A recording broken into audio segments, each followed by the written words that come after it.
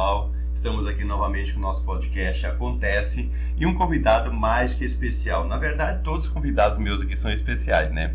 Eu estou hoje com o Fábio Cabral. O Fábio Cabral, ele é cineasta, né? Diretor de fotografia, diretor de cinema. Primeiro, boa tarde. Boa tarde, Simone Macedo. É um prazer muito grande ter recebido esse convite para vir a Balneário, participar da Litoral News TV, que me parece que tem uma grande audiência aqui na região. A gente busca, né? E, inclusive, é um dos podcasts mais conceituados da cidade, né? O que é mais importante, Fábio, a gente sempre fala, você tem uma marca. A marca você conquista ela igual você conquistou na tua carreira, com um longo tempo. A gente está 16 anos no mercado. Eu gostaria que você, primeira coisa, você fizesse uma apresentação tua para as pessoas que não te conhecem. Eu tenho aqui umas 2 folhas de apresentação dele, de currículo. Então, nada melhor do que você falar quem é o Fábio Cabral. Sim. No mundo do cinema, no mundo da fotografia. Perfeito. Fábio Cabral é um espírito encarnado, né? Passando por essa experiência humana. Eu sou carioca de nascimento, apenas só de nascimento, porque eu fui para São Paulo com 6 meses de idade. Então eu me considero um paulista. Um paulista já naturalizado em Santa Catarina, porque o meu Mané Card já saiu há muitos anos, porque eu me mudei de São Paulo para Florianópolis em 96. Isso não significa que eu esteja em Florianópolis esse tempo, porque as pessoas me perguntam às vezes meu endereço, e eu falo, meu endereço é poltrona 5C, porque eu vivo mais dentro de um avião do que na minha própria casa. Vive no mundo. Exatamente. O meu trabalho me faz viajar muito e poder ter essa pluralidade de ações ligadas à área de cinema e fotografia. Eu sou formado na medicina em 1980 e me especializei em saúde pública, me especializei em epidemiologia. Uma coisa totalmente diferente do que a tua área. Totalmente diferente, porque na minha época de jovem estudante não tinha remédio. O cara era ou médico, ou engenheiro, ou advogado. Porque, por exemplo, odontologia e arquitetura já era tido como profissões menores, né? E assim, eu fui induzido pela escola em São Paulo a ser médico, engenheiro, advogado. Eu fui ser médico porque para mim era mais fácil. Sim. Porque engenheiro, advogado, você é médico não tinha com nada especialidade em epidemiologia. Epidemiologia na área de hansenologia, que é hanseníase, né? Sim. A famosa lepra, uma doença milenar. Perigosa, né? E eu fui para essa área justamente pelo fato de ser uma moléstia dermatológica e neurológica, Sim. aonde se criou o maior estigma. Ou seja, todos os pacientes ou todas aquelas pessoas que são acometidas a uma moléstia física, elas precisam de tratamento, precisam de carinho, elas precisam de cuidado. E o anceniano, por erro de conhecimento do que é a moléstia, fez com que isolassem os ancenianos. Mas isso então, antigamente assim, era muito maior, né? Você lê passagens bíblicas que já diz que os leprosos eram separados, né? Que a gente ficava numa vida subhumana porque não tinha cura, né? Exatamente. Hoje já tem cura, né? Tem cura, tem controle, tem estagnação da doença, tem uma série... Por exemplo, se você faz um diagnóstico precoce, você não acomete o sistema neurológico, porque o primeiro sintoma é uma pequena mancha branca na pele com a perda de sensibilidade. Exato. Então, quando você identifica essa mancha branca num exame dermatológico e você faz a punção para poder identificar o bacilo de Hansen, você breca a doença, não existe evolução da doença, consequentemente a cura da doença física. E por que você parou? E quando? Tem algumas razões. Financeira não é, porque é um campo super bom financeiramente. Talvez melhor do que a área de cinema, né? Assim, esse foi um dos pontos muito importantes na minha mudança de carreira profissional. Porque quando eu fiz a medicina, diferente dos meus colegas todos que foram para plástica, para cardiologia, para ortopedia, eu fui para a saúde pública. Sim. Por quê? Porque eu queria clinicar, eu queria utilizar o conhecimento da medicina para quem não podia pagar. Exato. Então eu nunca tive o interesse em ganhar dinheiro com a medicina. Porém, a gente lá com 20 e poucos anos de idade, no começo da vida, a gente precisa se preocupar com isso, precisa se preocupar com a atividade, com o ganho financeiro. E como eu estava numa área de saúde pública, naturalmente eu me vi numa área política, porque a saúde pública é uma instituição pela política. Pelo governo. O governo 100% depende do governo. Precisa dar. Quando eu me vi numa estrutura política, eu falei, opa, isso daqui não é para mim. Nesse momento eu virei, porque meus colegas todos, meus amigos, a minha turma, era uma turma de jornalistas, né? E eu era casado com minha primeira esposa, na verdade, ela era irmã de uma jornalista. Certo. E essa jornalista era uma jornalista muito, assim, já conceituada em São Paulo. Em São Paulo, tudo em São Paulo. E então os meus amigos... tudo em São Paulo. Aí meus amigos todos eram jornalistas e publicitários na época. E eu, com um veio artístico latente dentro de mim, que depois desabrochou, eu falei, quer saber? Eu vou ser fotógrafo de publicidade. Porque a publicidade, naquele momento, a mídia impressa era até mais importante do que a mídia eletrônica. E As nem revistas... tinha na década de 80, só tinha a impressa, né? mas tinha televisão. Tinha televisão, a televisão aberta, inclusive, porque não tinha o vídeo on demand, não tinha, eram poucos canais, mas tinha televisão aberta. Sim. Então a mídia era rádio, televisão, jornal e revista. E o fotógrafo, eu comecei a minha carreira artística como fotógrafo, né? Em 1982. Fotografou Playboy? Muitas. Sério? Muitas. Em 94, se eu não me engano, tinha 12 revistas por ano, né? Uma por mês. Eu acho que em 94, das 12, eu fiz 8. Playboy, ela foi a principal revista masculina durante décadas, né? Sim. Era informação, e não só uma revista masculina, onde se observava a nudez feminina. Era uma revista com entrevistas, informações, matérias internacionais, matérias nacionais. Tanto que estava aliado a grandes marcas que investiam. Né? Exatamente. E, consequentemente, eu fui para a área de moda, né? Para a área de produção estética, que era a minha identidade, que era justamente dirigir, que era criar... Hoje eu entendo muito bem o porquê da minha posição como diretor de cinema, porque eu sempre fui muito interessado em criar a ficção. Sim. E a moda já é uma ficção, porque aquilo que a gente está observando na fotografia é uma ficção, porque você dirige o modelo, você põe a roupa, você põe a locação, você põe o ponto de vista de câmera, e aquilo ali se transforma num objeto de propaganda e de publicidade. Você produzia editoriais de moda? Muito.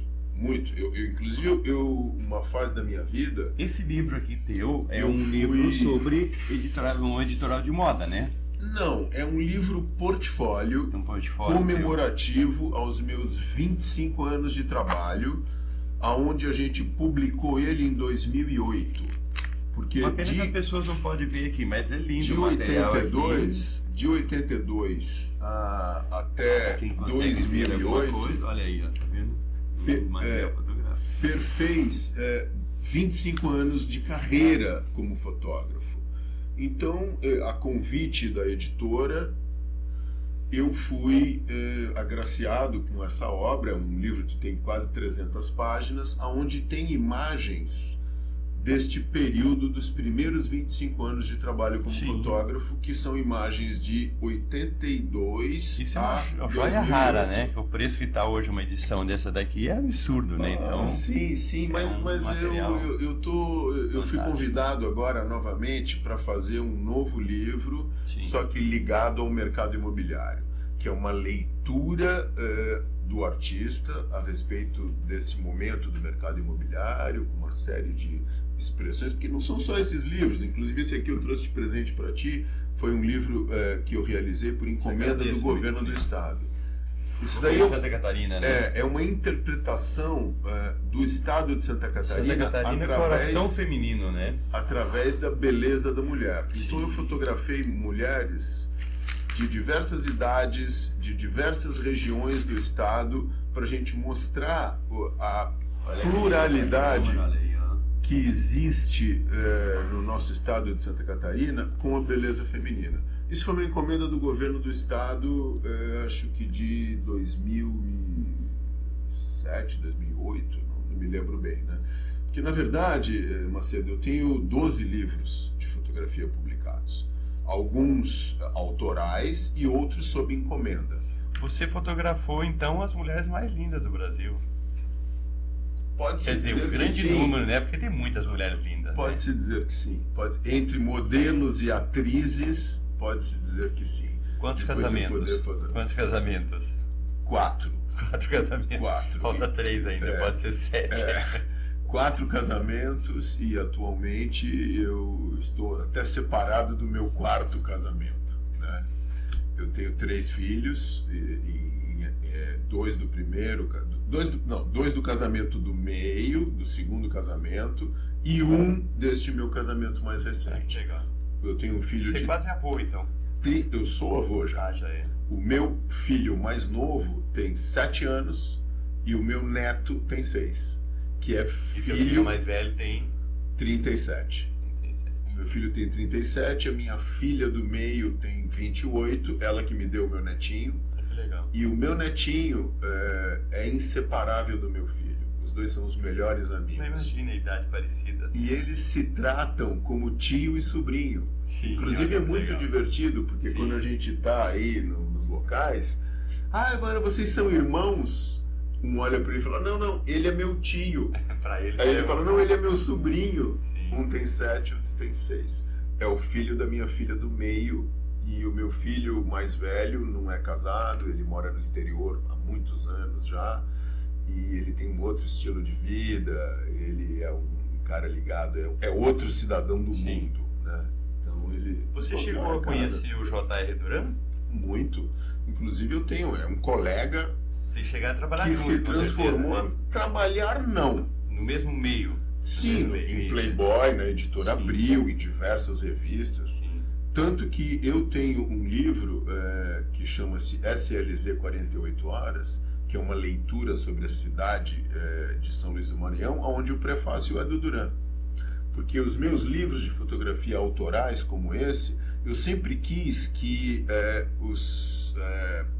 pessoas que fizessem o prefácio, fizessem a minha apresentação, fossem colegas meus de trabalho, né?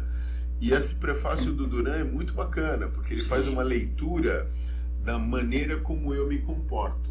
Inclusive, o Duran era aquele espanhol, né? Ele tem origem, ele é basco, ele é da Catalunha, e ele tinha aquele sotaque, né? E ele brincava comigo, pô, Cabrozinho, você é muito louco, você é impressionante, porque você faz o que eu faço, mas eu não faço o que você faz. Tá certo. Porque você, além de moda, você faz arquitetura, você faz arte, você faz fotografia de jornalismo, você é um espírito inconstante. Tem uma visão mais ampla. Exato. E fazia parte da meu ser, da minha forma de atuar, que é justamente buscando o novo, buscando aquilo que... Qual a mulher mais fantástica que você fotografou? Sempre me fazem essa pergunta. Sério, eu pensei que eu seria o primeiro, poxa vida, Não, tem que fazer uma outra sempre ideia me de fazem trabalho. essa pergunta e eu sempre respondo uma coisa. É muito difícil da gente dizer isso, porque cada uma das fotografadas devolve para o artista uma energia, uma imagem e uma forma de ser. Sim. Porém, em épocas diferentes e em momentos diferentes eu encontrei a devolução e a entrega da modelo em duas mulheres muito especiais, inclusive uma mais velha e outra mais nova, e eu falei para a mais nova isso.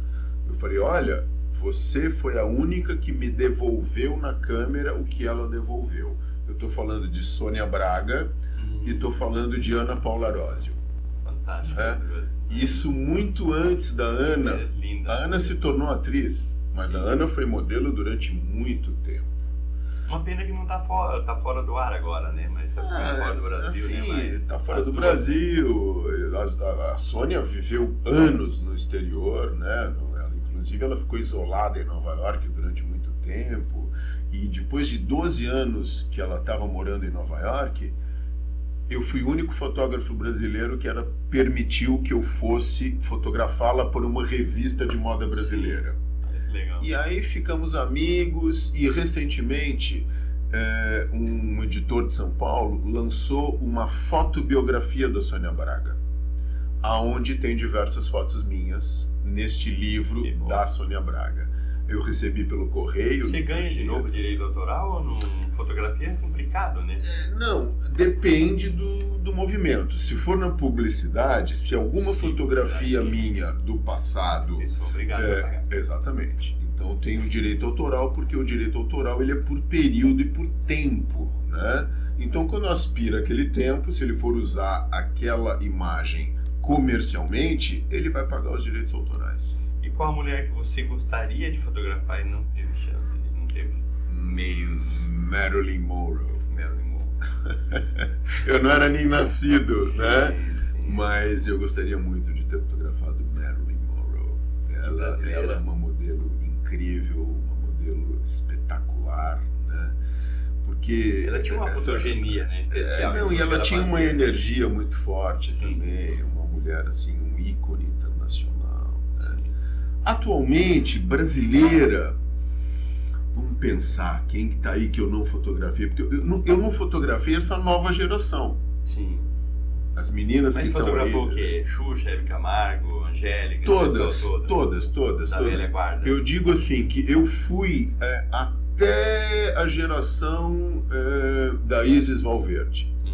Inclusive tem 2 ou 3 fotos da Isis aqui nesse meu livro, e tem fotos de outras, tem foto da Angélica novinha aqui. Sim. Então a gente observa nesse livro imagens desses ícones, né, da televisão e do cinema brasileiro, só que bem novas, porque elas eram mais jovens na época. Glória Maria conseguiu fazer algo. Glória Maria, Glória Maria foi uma colega, uma amiga, frequentou muito aqui Florianópolis, porque ela é muito amiga do Jamil Nicolau. Aí o Jamil trouxe ela para cá, e aí a gente em Florianópolis é uma cidade pequenininha, né? Não mais, mas era na época. E a Dercy Gonçalves fotografaria? Não, eu assim, fotografaria com o maior prazer. Sim. Mas tem uma coisa muito característica. A Dercy Gonçalves era amiga da minha avó, mãe da minha mãe. Sim. Tanto que a minha avó tinha características físicas e características de personalidade muito parecidas com a Dercy. Braba então, né? As duas eram iguais. Se a gente for voltar no passado, eu olho para minha avó, a dona Beli, o nome dela era Umbelina Pereira Terra, era minha avó Beli, que é a minha mãe materna. E elas eram amigas contemporâneas do Rio de Janeiro. A minha avó era casada com o meu avô, que era um cineasta. O meu avô era o Joaquim Marcondes Terra. Já veio de lá, né? O meu avô foi dono de umas... não primeiras, mas numas grandes cinematográficas do Rio de Janeiro, que chamava-se Cibra, e ele fez um primeiro filme longa-metragem que se chamou Pega Ladrão, em 1932. Ele foi diretor e produtor do filme. Era um filme de ação meio comédia naquela época. E aí depois ele mudou também, ele saiu da cinematográfica, montou uma fazenda lá na região de Miguel Pereira, no Rio de Janeiro. Foi onde eu cresci a minha infância. E aí com a minha avó, com ele, eu morava em São Paulo, eu vivia em São Paulo, mas nas minhas férias escolares eu ia para a fazenda deles em Miguel Pereira. Com esse trabalho teu de fotografia, para você dar um salto para cinematográfico, para ser diretor, antes disso eu queria que você falasse para mim qual a diferença de cineasta e diretor? Você já me falou antes, mas as pessoas, nós falamos assim, todo mundo é cineasta, né? O diretor é outra coisa. Exato. O cineasta, ele é uma nomenclatura, é uma terminologia que abrange os trabalhadores do cinema. Todos os trabalhadores, não vou dizer o motorista, tá? O iluminador, o pessoal do som. O iluminador, o pessoal do som, o técnico de som, os outros diretores, o diretor de fotografia, o diretor, são todos cineastas. Certo. Porque os cineastas são aqueles que compõem a obra cinematográfica. Porque a obra cinematográfica não é individual, é coletiva e envolve muita gente. Então são todos cineastas. O diretor é o que dá o tom da obra. O diretor é o maestro da orquestra. Fazendo uma comparação com a música... E é responsável pela obra final também. É responsável pela obra final e também pelo tom. Você pega os atores, pega tudo aqui e você transforma isso em arte. Exatamente. O diretor, ele faz do roteiro, que é uma obra literária, não é literária porque é escrita, mas é uma outra linguagem, porque existe uma diferença muito grande no livro e no roteiro. Exato. Porque o livro é uma obra literária onde faz com que o leitor imagine. O cinema não existe imaginação. O cinema está ali na tela. Tem uma sequência. Então, a adaptação do livro para o roteiro é que tem essa diferença, porque você tem que pegar tudo aquilo que o leitor imaginaria na sua mente, na sua tela mental, lendo um livro, e você tem que botar na tela real. E nessa tela real a informação está ali, direto. E qual foi o teu primeiro filme? O meu primeiro filme como diretor de fotografia foi O Dono do Mar. Foi um grande longa-metragem que nós fizemos em 2001, no Maranhão. É um livro adaptado de uma obra literária do ex-presidente José Sarney, chama-se O Dono do Mar.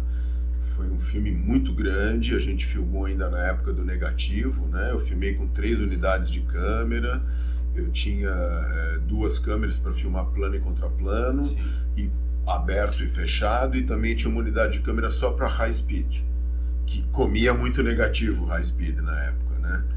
E foi O Dono do Mar, um momento interessante que eu atribuo a um momento da virada do cinema brasileiro para o atual cinema brasileiro que nós temos hoje. Porque o grande divisor de águas público mundial foi o Cidade de Deus, uma obra de um colega, que é o Fernando Meirelles, que também era publicitário. Você percebe que quem era oriundo da publicidade se tornou grandes diretores. Porque às vezes a publicidade ela só te dá dinheiro, né? Dá bastante dinheiro, mas te dá prazer. Às vezes a pessoa quer produzir. Não só o prazer, mas você está fazendo uma comunicação atrelada à venda de um produto, ou à venda de um conceito, ou à venda de uma ideia. O que eu trago à luz do público hoje em dia, para eles entenderem a importância do cinema como veículo de comunicação, até publicitário. Por quê? Porque aí a gente vai para a história de Hollywood. Hollywood, aquele glamour, aquela coisa, o cinema. Não, Hollywood foi uma indústria programada governamentalmente nos Estados Unidos, onde teve seu maior impulso após a depressão financeira de 1929, para com que, através da obra fotográfica, fosse vendido para o mundo todo o American Way of Life como o melhor estilo de vida. É o que eu digo. Quem não teve... Hoje eles já tem assim também, né? Eles falam, você tem uma cena, tem uma bandeira dos Estados Unidos ali. Continua, mas não só isso. A gente percebe, os filmes levaram o produto de base, levaram a commodity dos Estados Unidos para o mundo, para o consumo. Aí eu brinco assim, quem não fumou o Marlboro nos anos 50 que estava na mão do James Dean? Quem não usou ou quem não teve o desejo de botar o Chanel número 5 que estava na mão da Marilyn Monroe? E por aí foi. a gente tem um exemplo. Todos os cinemas também, o mocinho é americano, né? Sim. Aí eles colocam os russos, os chineses, os japoneses, e colocam eles como os antagonistas ali para poder dar do herói americano. Para criar um herói. Então, o americano é o herói. Sempre ganha. Até hoje é assim. Né? Lógico. Então, a indústria cinematográfica, ela, assim, desvinculada dessa publicidade que a gente conhece hoje, ela é uma indústria publicitária. Porque ela é uma indústria de venda de conceitos, de venda de desejo. A indústria cinematográfica, ela cria desejo. Isso no Brasil é muito feito pela televisão, né? A televisão vendeu esse desejo, vende até hoje, né? Mas hoje as redes sociais vendem um pouco, mas a TV continua vendendo. E nós temos um país, nos últimos 70 anos, educado socialmente pela novela. Sim. E a novela é cinema. Tinha, às vezes, já então, por exemplo, uma vez usavam uma camisa de gola assim, acho que era o Edson Celular, o Brasil inteiro usava aquela camisa, virou todo mundo usando, mas uma tendência virou. Mas o que são essas tendências, Macedo?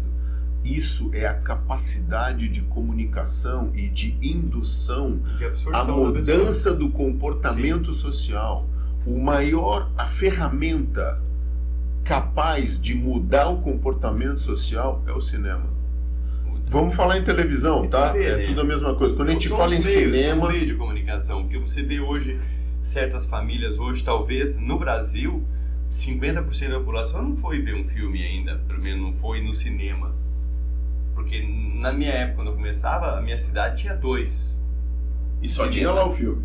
Só tinha lá, você podia ver só lá. E hoje não tem mais nenhum. Sim. Você vem aqui, Balneário Camboriú, que nós estamos... Nós temos porque tem os shoppings que agora o shopping começou a lançar as salas de cinema, são salas de cinema. Sim. Mas antes você queria conquistar uma namorada, você chamava ela pro cinema. Sim, no escurinho do cinema, isso já virou até letra de música, né? Era uma paixão ir no cinema, era a curtição principal, né? Mas vamos falar sobre os teus trabalhos. Depois desse, até hoje, você tem quantos filmes? Como diretor, eu tenho 3 longa-metragens, uma série e um longa-metragem fresquinho, atual, que chama-se Uma Questão de Escolha. Tem não foi lançado ainda? Não. Ele está fazendo carreira de festivais agora no ano de 2025. Ele foi rodado integralmente em Florianópolis, 70% em Florianópolis e 30% na Serra Catarinense, na cidade de Urubici. Aí você participa de vários festivais no mundo todo? Sim, nacionais e internacionais. Eu participei de diversos festivais, participei disso na publicidade e também nos filmes anteriores, tá? Festival de Cannes, Festival de Berlim, o Festival de Nova York, eu fui premiado no Festival de Nova York, inclusive, e fui premiado no Festival Publicitário de Cannes em 1998 por diversos filmes publicitários. E este meu filme, ele é um filme que é uma ficção, ele é muito interessante porque ele tem um tema muito delicado, porque ele trata de um casamento onde a mulher sofre o abuso e a violência de um marido narcisista. E ela se liberta disso comprando uma motocicleta e andando de motocicleta. Tem algum ator famoso nesse daí ou você pega atores... Não. Neste filme tem um ator famoso, mas não famoso no Brasil. Ele é famoso em Hollywood, que é o Kaive Lehman Merceral. Ele é um ator americano, havaiano, um ator que tem um repertório gigante em Hollywood, já contracenou com Nicolas Cage, tem diversos filmes. E eu o conheci recentemente e o convidei para fazer um papel numa questão de escolha.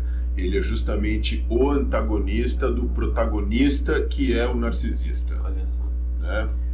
Eu tenho o trailer, se você quiser botar o trailer no ar, pode botar o trailer no ar. Nós vamos colocar no YouTube depois, quando ir na TV. Perfeito. Nós vamos editar, vamos colocar o trailer para as pessoas verem como nos acompanhar. Perfeito. Que fica mais fácil. Você grava todos esses filmes em português? Ou já este roteiro em específico, do Matter of Choice, que a gente chama, que é o título em inglês, ele tem 60% do roteiro falado em português e 40% do roteiro falado em inglês. Dá para conviver nos dois idiomas? Dá para conviver bem nos dois idiomas. E, inclusive, é uma tendência, porque a gente percebe aí que a gente vê filmes falados em várias línguas. Porque às vezes o filme é espanhol, mas é rodado na Itália. Mas assim, a fala em mais de uma língua é uma tendência. Agora, para a distribuição internacional, naturalmente o filme todo falado em inglês é mais interessante. Sim. Porque a facilidade de distribuição internacional é maior. Tanto que nós estamos, nesse momento, eu e um parceiro, recém-parceiro, um roteirista, um escritor que eu conheci aqui em Balneário Camboriú, estamos desenvolvendo um filme que nós estamos ainda no fiel da balança para ver se a gente faz ele inteiro em inglês ou se a gente faz ele em português ou se a gente faz misto, inglês e português. Porque ele contempla algumas cenas nos Estados Unidos também, naturalmente são brasileiros que vivem nos Estados Unidos, mas aquela relação, inclusive tem um personagem que é um americano. Então nós estamos ainda na discussão, na gênese do filme. Qual a dificuldade maior de uma produção, Fábio, de cinema? Além do dinheiro, é óbvio. Eu ia falar. Eu acho que assim... A gente sabe que tem produções que você custa mais de 1 milhão, né? Sim. A gente tem diversos. A maior dificuldade mesmo é o fomento. Porque quando você tem a experiência, quando você tem um bom roteiro, certo. Outra dificuldade são bons roteiros. Bons roteiristas. Mas faculdades hoje não produz isso, né? Não. As faculdades produzem tecnicamente. As faculdades é a teoria, talento, né? Sabe? Além do talento, necessita da experiência. Você conseguiu já alguma verba desses projetos, tipo a Lei Rouanet, por exemplo? Lei Rouanet, primeiro tem uma confusão muito grande, tá? Porque Lei Rouanet, você viu que ela popularizou, entrou na boca do mundo, a Lei Rouanet, ela virou aí um boi de piranha, né? Como se chama. É para as pessoas, aquela história, as pessoas acham hoje, muitas pessoas falam, a gente entrar um pouquinho na política, senão a gente vai perder tempo. Sim. E o pessoal quer de cinema de esquerda, né? Mais ou menos, né? Mais ou menos. Eu acho que o cinema deveria ser neutro. Aliás, quem consome as todo artes... mundo, né? Claro. Na hora de produzir... Eu acho que essa discussão é uma discussão que ela prejudica, na verdade, as obras. Mas existe no Brasil e no mundo inteiro uma utopia muito grande, porque as pessoas elas é a mesma coisa que ele defensor dos animais, mas ele quer o melhor bife, mas ele não sabe de onde veio o bife. Pois é. Né? Não defende um pet, a coisa aqui que morrer por causa do pet, mas o bife não. O bife, qualquer porco, animal ali, se ele come as carnes, ele não sabe da forma nem que é. Este animal que é abatido para alimentação, ele tem o mesmo direito à vida do que o pet que vai para o pet shop. Não tem um gatinho. Isso. Então assim, a gente vive, a gente está num momento distônico. A gente está num momento muito interessante da evolução da humanidade. A gente está, eu percebo, se a gente for falar em termos de espirituais, o legado dito pela Bíblia da separação do joio e do trigo está acontecendo agora. Começou a partir de 2012 e hoje está se posicionando, se potencializando. A pessoa hoje, no Brasil, o político separa o joio do trigo do jeito que ele quer, né? Sim. Ele que diz quem é o joio e o trigo, ele é o joio, ele quer ser o trigo. Mas eu digo para você, socialmente. A sociedade também, né? Socialmente. Mas o que eu te digo é assim, o que eu quis dizer com separação do joio e do trigo? É a separação das frequências vibracionais. Sim. Os honestos irão para o lado dos honestos e os desonestos irão para o lado dos desonestos. Os mentirosos irão para o lado dos mentirosos e os verdadeiros irão para o lado dos verdadeiros. Né? O que está acontecendo? Você percebe que há uns anos atrás um mentiroso sustentava uma mentira por 6 anos. ele transforma numa verdade, né? E depois sustentava essa mentira por 6 meses. Hoje, um mentiroso não sustenta mentira por 6 minutos. Porque ela se desnuda rapidamente. Não, hoje a internet ela é rápida, você sabe. Claro. É igual o advento da semana, o Papa saiu a fumaça no Vaticano, nós ficamos sabendo de forma instantânea. Inclusive diversos detalhes sobre quem é o Papa, sobre o histórico do Papa, né, a vida, o americano. Eu acho que é até bom que seja um Papa americano para poder contemporizar essa luta que os Estados Unidos está fazendo para se manter no topo, né? Só que as pessoas não vê, Fábio, o topo do poder mundial, o custo que tem um cinema e o trabalho que dá, né? Não. Fizeram uma pergunta essa semana para o William Bonner que é muito interessante. Sim. Nessa parte do cinema a gente coloca na TV também. Como que eles conseguiram, assim que o Papa foi eleito, já colocar todo sobre a vida dele? Caiu no colo?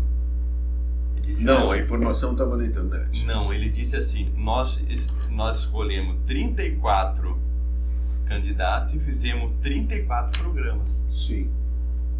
Entendeu? Então é assim, pesquisa o cinema sobre a vida de cada um deles. Às vezes você faz uma peça piloto de um filme, não é fácil assim, não é por fazer que se vou gravar vai estar ali na frente. Não, né? não. Então... Um filme, em média, digamos que a gente resolve fazer um filme hoje. Sim. Nós temos uma boa ideia, nós temos vontade de colocar essa ideia, a gente acredita que esta ideia ou esta obra literária que pode ser adaptada para linguagem cinematográfica, a gente vai botar ela no ar daqui 5 anos.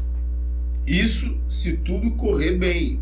Se a gente conseguir o fomento rapidamente, se a gente conseguir organizar a produção e rodar o filme e depois finalizar o filme. Esse filme é uma questão de escolha. Ele é um projeto que nasceu há 12 anos atrás. Eu queria fazer um revival do filme Easy Rider. Sim. Que foi um filme que marcou muito a minha geração em termos de liberdade de expressão, liberdade de ação, como o Hair também, né? Foi um filme que marcou essa juventude dos anos 70, na verdade.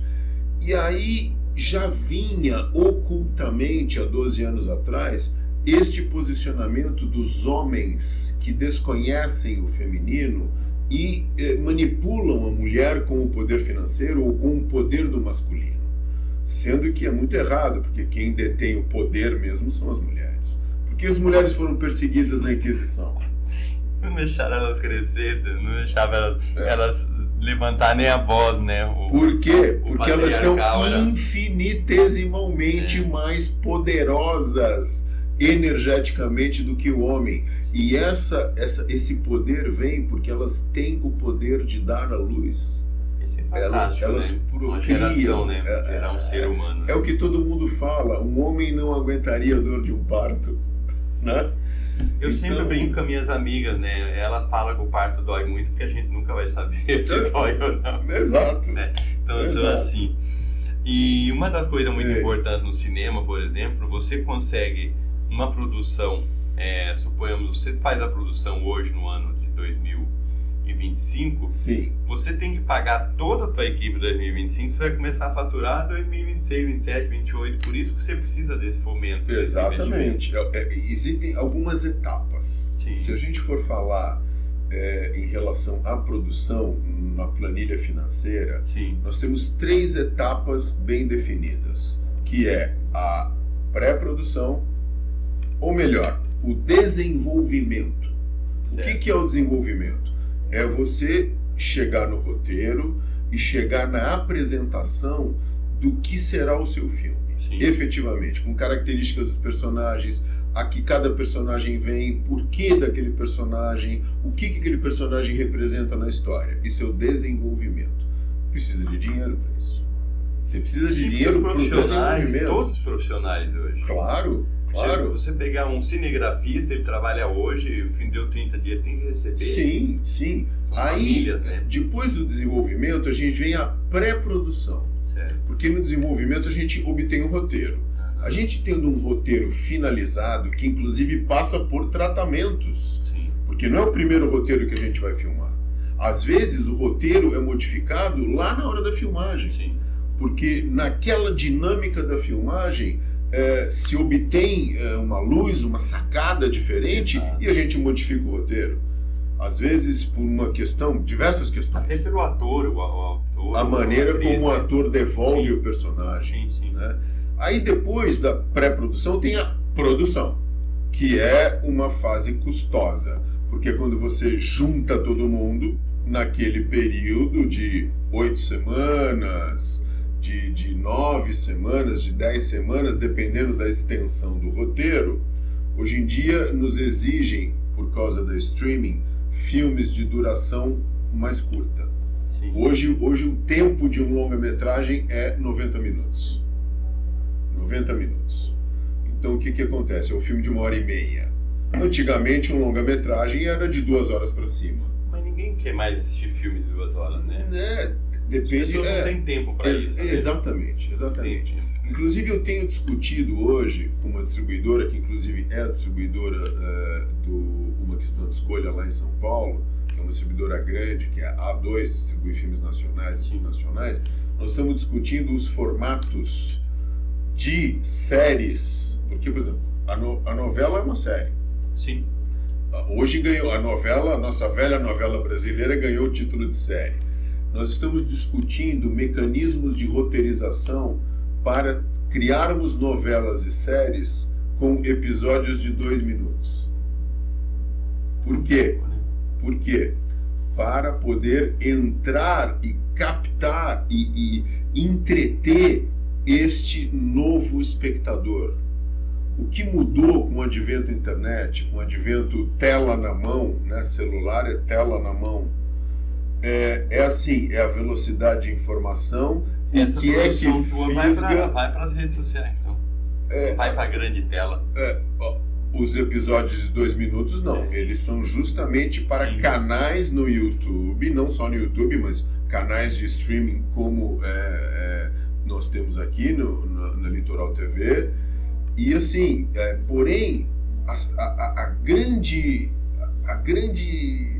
discussão ainda e a busca pelo acerto está em como fazer episódios que se engatem um no outro e eles tenham 2 minutos de duração. Você cria a atenção do telespectador, né? Exatamente. Porque as pessoas hoje, ela fica o dia inteiro sem fazer nada, mas ela tem capacidade de ficar 3 horas no celular vendo os filminhos de baboseira, de qualquer coisa ali. De bobagens ou de coisas, mas um grande instrumento para a gente colocar bons conceitos, para a gente educar, porque eu acho que a função do produto audiovisual é colocar para a humanidade bons conceitos, educação, profundidade, intelectualidade. Mas você vai num filme, um game, por exemplo, que leva todo outro contrário, né? Mostra tudo, mas sempre estão mostrando que aquela pessoa que se dá despertinha vai quebrar caras, mais ou menos assim, né? Exatamente. Mas você acha no que fundo, valeu tem sempre a pena? aquela famosa luta da luz com a escuridão, do bem contra o mal. Né?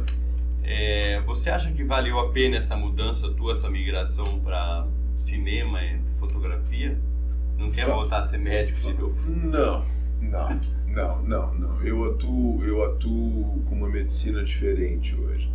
A medicina se transformou, não é bem a palavra, tá? Mas a gente pode dizer que a medicina se transformou no meu hobby. O que é meu hobby? É poder executar a medicina totalmente gratuita. Sim. E totalmente também fundamentada em outros pilares de medicina, que é a medicina integral, a medicina integrativa e a medicina vibracional, que é onde eu atuo hoje em função de todos os estudos de diversas terapias que foram liberadas para a humanidade a partir da homeopatia de Hahnemann. Sim. Porque nós tivemos 2 medicinas liberadas para a humanidade no final do século XVIII e ao longo de todo o século XIX e a consagração no início do século XX, sim. que é a virada de 1800 para 1900. Então nós temos 2 grandes medicinas, que é a homeopatia unicista, instituída e descrita pelo Samuel Hahnemann, e a doutrina espírita instituída e escrita e liberada por humanidade pelo Allan Kardec. Então eu tenho um conceito e uma teoria de que a filosofia espírita descrita pelo Allan Kardec é uma especialidade médica. Você acredita em cura espiritual? Eu não acredito em cura espiritual, porque não é uma questão de crença, é uma questão de você estar de frente à realidade de fato. Porque esta cura espiritual não é uma cura que vem do além, ela é uma cura onde você institui dentro do teu próprio ser, no seu subconsciente, a sua capacidade de cura. O que a espiritualidade faz, ou o que a crença espiritual leva ao cidadão para se curar, é o entendimento aonde ele reprograma o subconsciente dele para com que haja a cura do corpo físico. Mas hoje, Fábio, tem médicos que trabalham na doutrina de Allan Kardec, no espiritismo, Sim. né? É considerada popularmente a sociedade médico espírita, principalmente aqui em Santa Catarina, é muito grande, muito forte. Eles são considerados mesa branca, né? Allan Sim. Kardec e Chico Xavier. Sim. E você vê só aqui em Balneário Camboriú, por exemplo, nós temos aqui uns 10 centros espíritas que fazem cura semanal e gratuita. Sim. Eu acho que é isso interessante. Eles não fazem a cura. Eles promovem e induzem a cura do indivíduo. Porque quem faz a cura é o próprio indivíduo. Eu já vi uma professora falar uma vez que ela não conseguia andar. Uhum. E ela foi no médico espírita e botou a andar direito, não podia dar aula, não podia fazer nada por causa da coluna dela. O que o médico espírita fez? Abriu o canal dentro do subconsciente dela para com que ela se curasse da moléstia física que ela própria permitiu que adentrasse o corpo São físico doenças dela. espirituais. Exatamente. Mas a gente for falar sobre isso, a gente vai ter mais uma hora aqui, né? Talvez Eu 12 gosto, horas. É um assunto bom. Eu Talvez quero falar 12 sobre horas. cinema brasileiro. Né? Tá bom. Qual o momento do cinema brasileiro? Existe um momento melhor do que esse, 2025? Não. Nós estamos vivendo o melhor momento do cinema brasileiro. Sabe por quê? Porque é o verdadeiro reconhecimento internacional do talento brasileiro.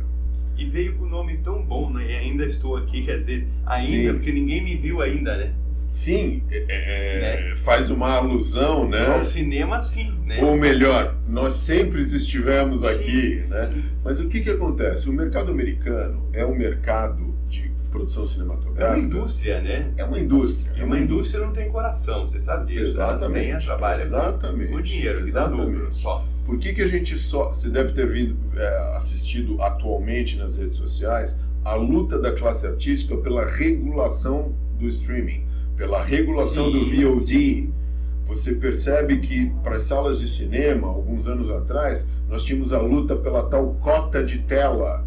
Por quê? Para com que o cinema brasileiro pudesse estar sendo exibido nas salas de cinemas brasileiras.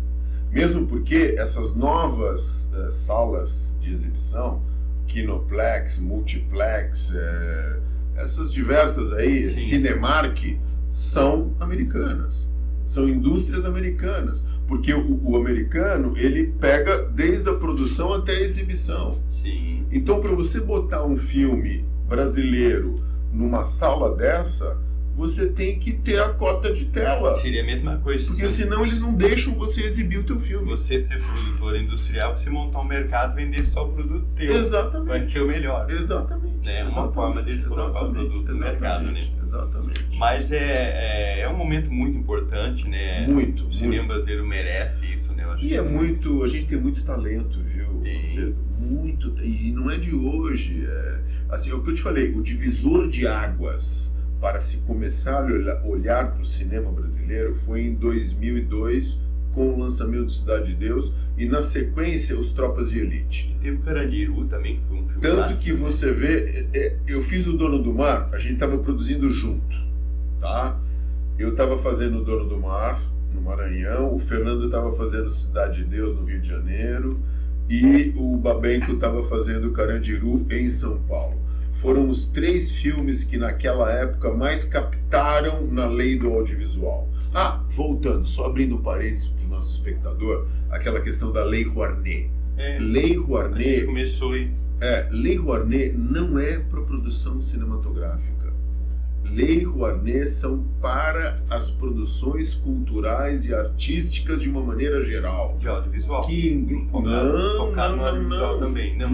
Outra, assim. Tem um viezinho pro audiovisual ligado aos documentários. Sim. A produção audiovisual de cinema, de ficção, de dramaturgia é regulada, ou melhor, ela é chancelada pela lei do audiovisual. A lei do audiovisual é uma lei... também, né? A lei do audiovisual. É outra coisa. Outra coisa. São outras renúncias fiscais. E o Aldir Blanc não é uma renúncia fiscal, é um fomento direto através de editais federais. Porque a gente pode ter o fomento municipal, a gente pode ter o fomento estadual e a gente pode ter o fomento federal.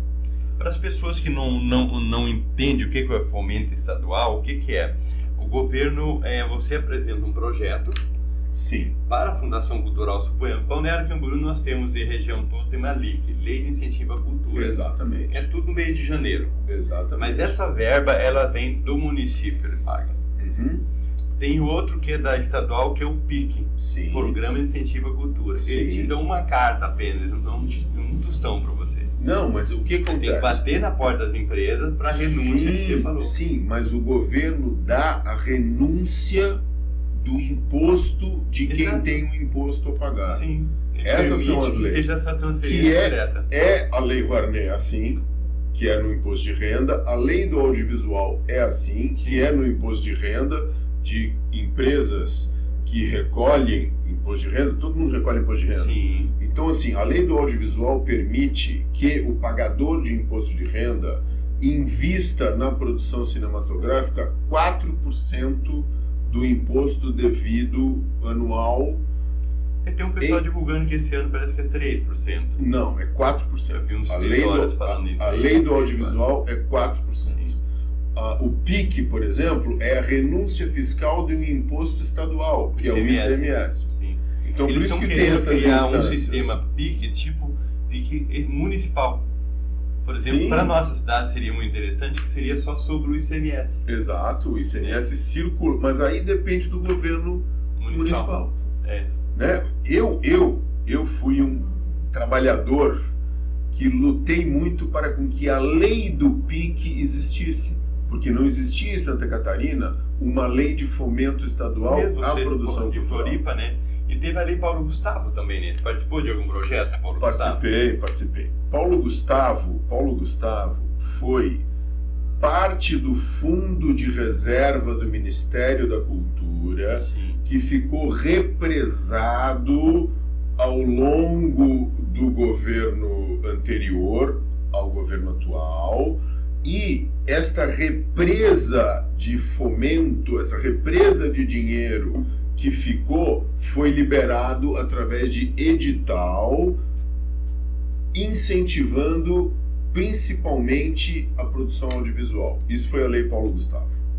Então foram lá alguns milhões. E toda a cadeia produtiva, né, que envolvia lá. Hoje você vai apresentar um projeto, hoje você tem que ter 10 a 20 pessoas, tem gente que tem 50 pessoas que envolvem num projeto. Ah, sim. Um longa-metragem. Quando eu conheci esse projeto, eu falei, eu vou apresentar um projeto só no meu nome. Sim. Não tem como, né? Você tem que ter... Não, e não é só isso. As equipes, elas, de qualquer projeto cultural, na verdade, um show.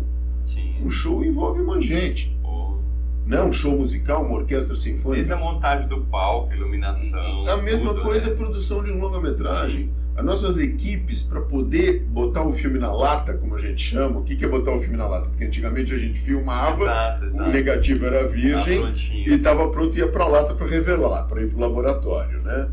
Mas enfim, para você botar um filme na lata, aquelas 8 a 10 semanas de produção é uma equipe de pelo menos 100 pessoas envolvidas. Aí depois você não terminou antes, depois ele passa pela edição final. Exato. Tem todos os diretores, Pós-produção. fotografia, sonorização. Voltando naquela nossa escala, nós temos desenvolvimento, pré-produção, produção e pós-produção. E depois nós temos a distribuição e a comercialização. Exato. Porque o que é a distribuição e a comercialização? É fazer com que aquele filme que foi desenvolvido, pré-produzido, produzido e pós-produzido chegue ao espectador. O que um filme ganha quando ele é colocado no cinema? Assim, resultado de bilheteria. Resultado de bilheteria. Porcentagem. Porcentagem. Resultado de bilheteria. Através da distribuidora. Ou através de negociações feitas, que são os licenciamentos. E os licenciamentos são para cada uma das streamers e para cada uma das praças. Porque existe a praça nacional e existe a praça internacional. Se você distribui o filme no Brasil, ele distribuiu no Brasil, ele andou no Brasil. Se você distribui na Ásia, ele distribuiu na Ásia. Sim, vamos falar de um projeto novo teu. O nosso amigo Eduardo ali está lembrando que nós temos mais só 5 minutos. Temos 5 minutos? Não, mais 5, falar sobre um projeto.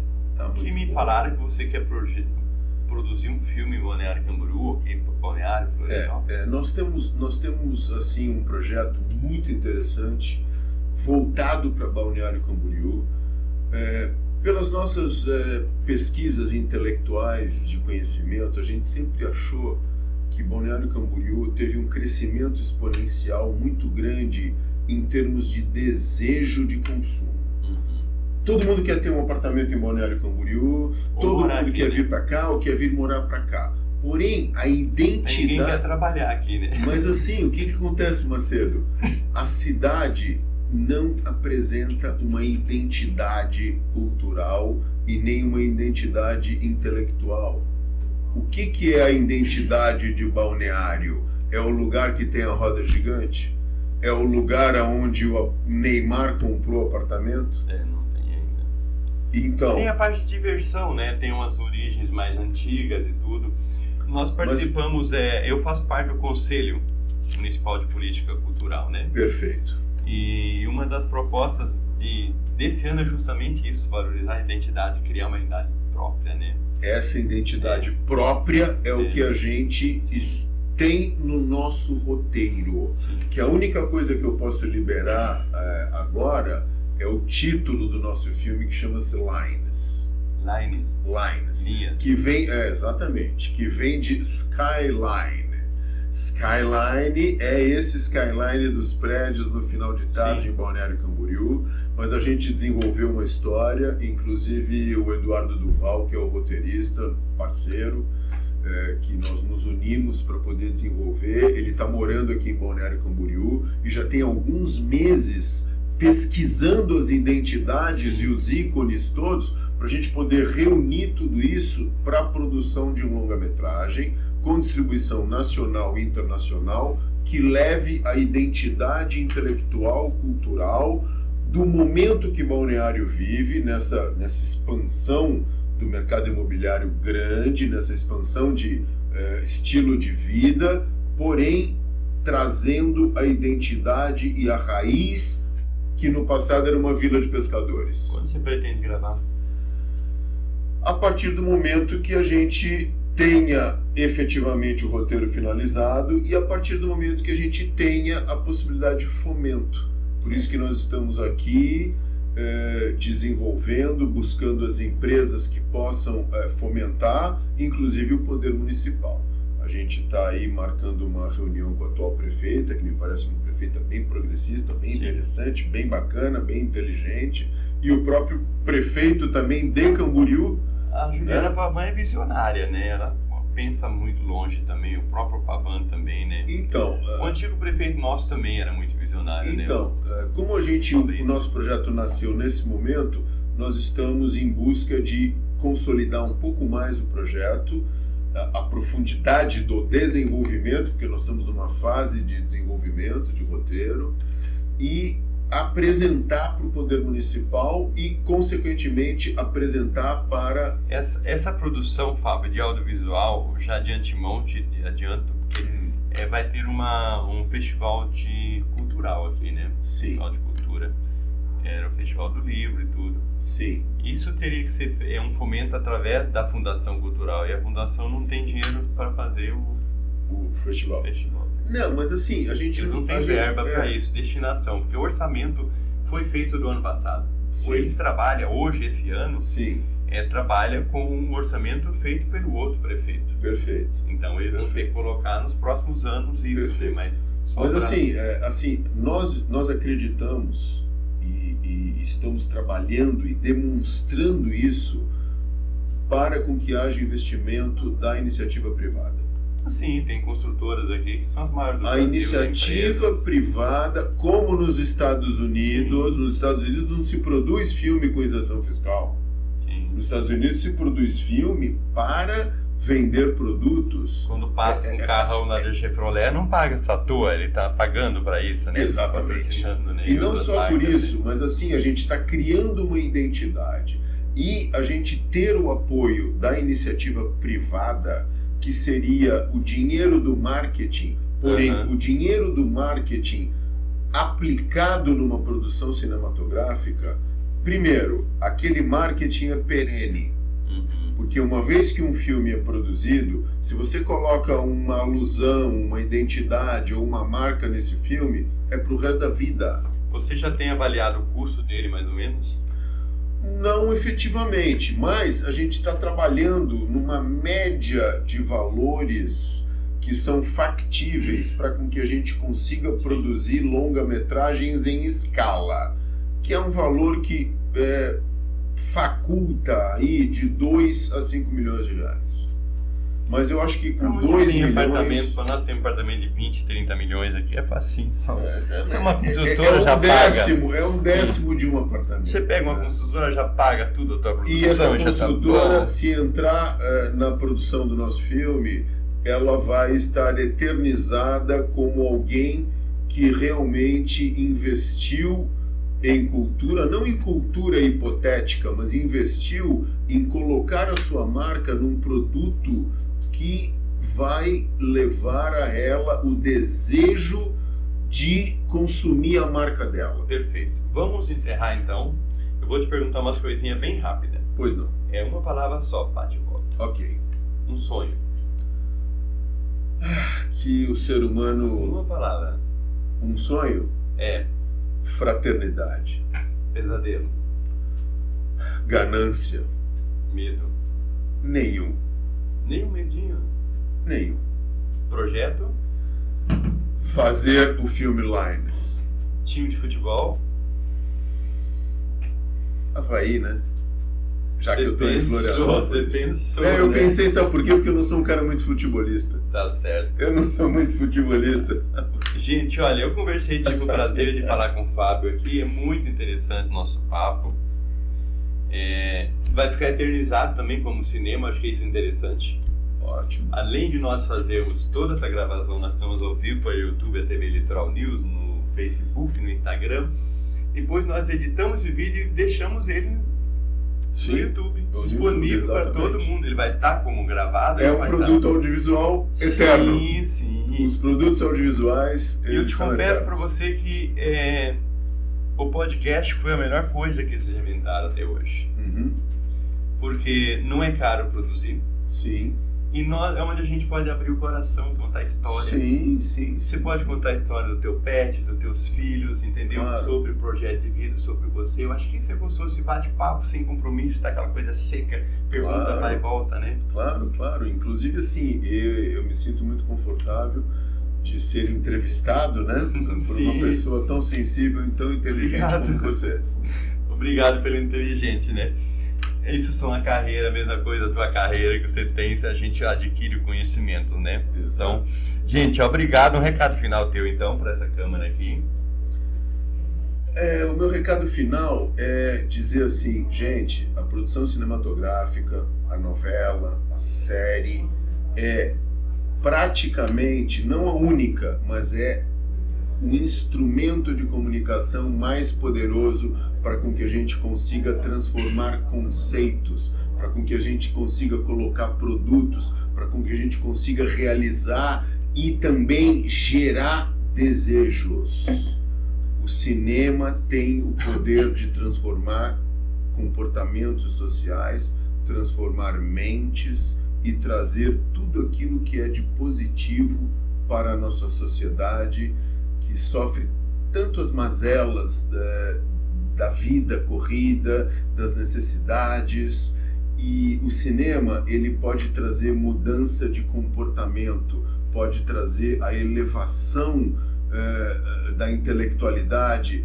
Quem não assistiu um filme e não se transformou depois daquele filme? Isso daqui também eu queria dar um abraço grande para o nosso amigo Mai Bavoso, que é uma obra de arte dele, um artista fantástico de Balneário Camboriú, Mai Bavoso. Se você pesquisar, M-A-I Bavoso, tem essa obra de arte, tem esse quadro também, ele vai estar trocando toda semana. Esse aqui é um surfista, digamos que um surfista dourado, né? Não é o surfista prateado, esse não é o prateado, esse é o dourado. Quando eu vi lá, eu falei, vou trazer isso aqui, que esse aqui é o dourado. Ele tem muitas obras de arte, tudo com material reciclado, é muito interessante. Obrigado também. Semana que vem nós temos o Tajan Noemberg, que também vai falar sobre moda, sobre uma série de coisas também. Tajan, dos nossos patrocinadores, tal qual a MS Clean também. Então, semana que vem a gente está de volta aqui. Obrigadão, obrigado, Fábio. Obrigado, Macedo. Foi um prazer muito grande estar com você aqui. Obrigado, Eduardo, que o Eduardo está aqui com a gente também. É extremamente inspirador poder estar com você aqui. Você volta aqui depois de lançar teu filme aqui com a gente. Vamos voltar aqui. Tá bom. Nós vamos voltar aqui para poder, como a gente chama numa linguagem popular, passar o chapéu na iniciativa privada em Balneário, para que a gente consiga realizar essa obra muito importante para o documento social, histórico e cultural dessa cidade tão bacana que é Balneário Camboriú. Perfeito. Gente, obrigado. Fique com Deus. Boa semana para vocês.